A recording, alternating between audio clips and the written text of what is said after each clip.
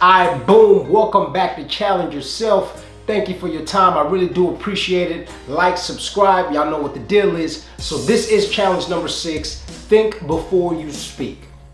Let's get it. You get it? Thinking before yeah. Okay, so how to think before you speak. So have you ever said something that you later regretted? Of course you have. We have all been there. Or have you ever had words that have been spoken to you that you wish were never said? I'm sure you've been there too. We may not have control of what people say to us, but one thing is for sure is we definitely have control on what we say to them. To me personally, what's most important on learning how to think before you speak is knowing the fact that words can build up or tear down. Our speech can encourage or it can deflate. What we say ultimately can either heal or it can bring harm. So is there a way of looking at life to where we won't end up regretting the words that we say? In some way, can we improve what we say before we say it? So fortunately, I'm here to let you know that not only your speech, but your perception can be definitely improved by thinking before you speak. Now, obviously it's very easy to say, but how do we go about this in a more practical way? You know, my father used to say that words are free.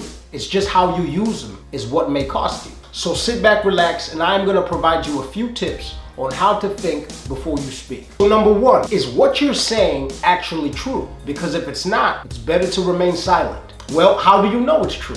It's a little more complicated than that. See, when you make a statement claiming something is true, you have to have facts to back up your statement. For example, what's the source of your information? Is that source credible? Are you sure that you heard it correctly? Or is it merely just an opinion of yours that you're wanting to pass off as true? These are the questions you ask yourself before you speak. Especially if you're saying something about another person, it's even more important to be accurate and most importantly truthful. Unfortunately, in this day and age, gossip and fake information actually thrive better than the truth. That's why it's imperative and important to have accurate and reliable sources. So be sure what you're saying is accurate. Be sure that it's true. If it's not and you're not sure, find out before you say anything. If you aren't sure, double check. If you're still not sure, then don't say anything. Number 2, speaking what is true is not enough. We also want to speak what is helpful. We want things to be better because of what we said, not worse. We want to speak words that help more than hinder, right?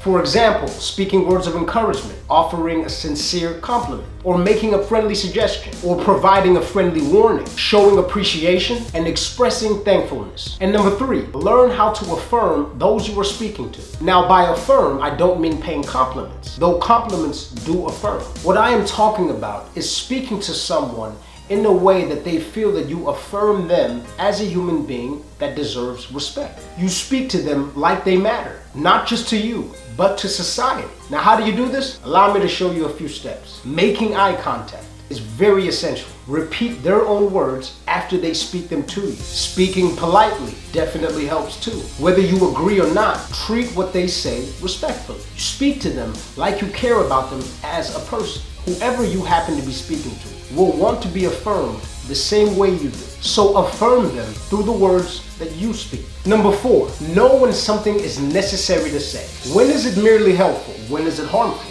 For example, if somebody is preparing to drive home after they've had quite a bit to drink, now obviously you would want to speak directly to them to let them know how not safe that is. Now such words may not be appreciated, but are definitely necessary. Now other times, unfortunately, not only do we speak words that are unnecessary, but they're downright harmful. Now maybe in not a tangible or physical way, but they definitely bring harm to somebody emotionally and mentally.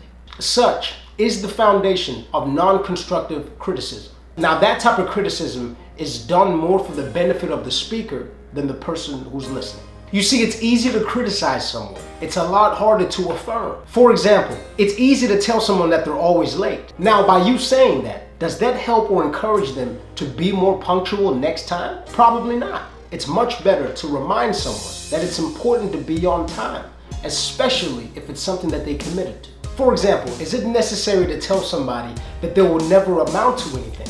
How much is that encouraging them to do otherwise? So bottom line, when it comes to necessity, is to simply ask yourself before you speak, is this necessary to say? Just asking the question will often provide the answer. If it is necessary, go ahead and say it. If it's not, keep it to yourself where it belongs. The final suggestion to help you think before you speak is question the sincerity. Sincerity is similar to honesty, but it's not the same thing. To be honest is to speak what is true. To be sincere is to speak what is genuine.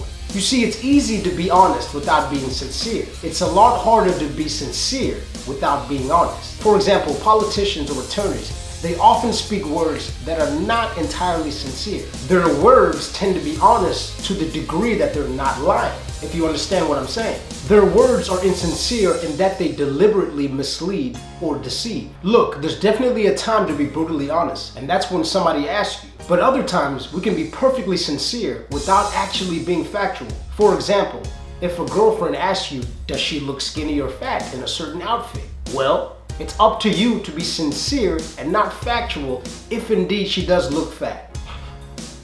Your sincerity will supersede the actual fact of what she's asking.